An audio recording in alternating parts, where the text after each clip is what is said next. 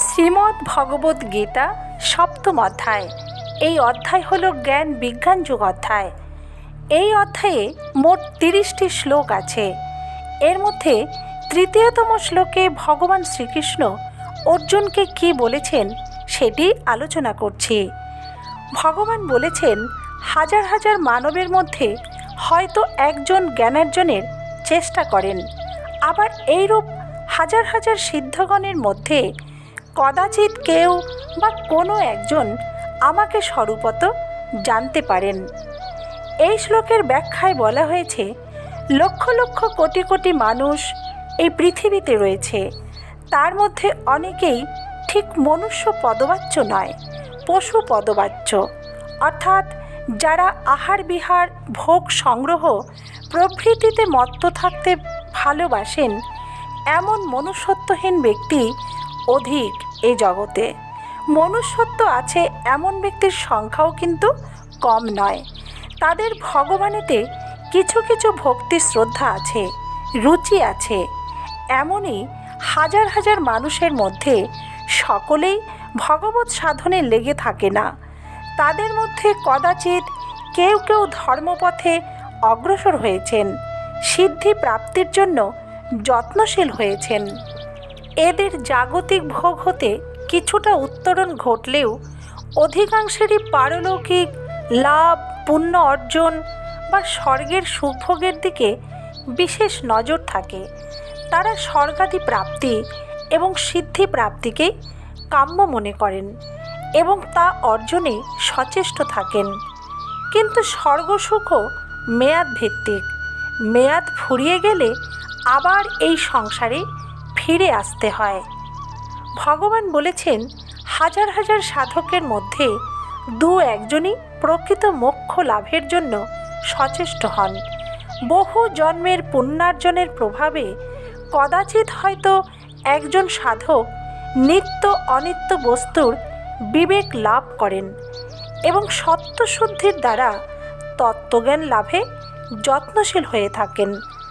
মানুষের মধ্যে তত্ত্বজ্ঞান সাধনের তৎপর ব্যক্তি অতি দুর্লভ এবং তত্ত্বজ্ঞান সাধনকারীদের মধ্যে আবার মোক্ষ লাভে প্রযত্নশীল যোগী পরম দুর্লভ।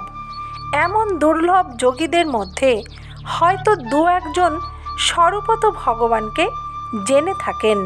ভগবানের কৃপা ভিন্ন কারো পক্ষেই তার সমগ্র রূপের দর্শন লাভ হতে পারে না।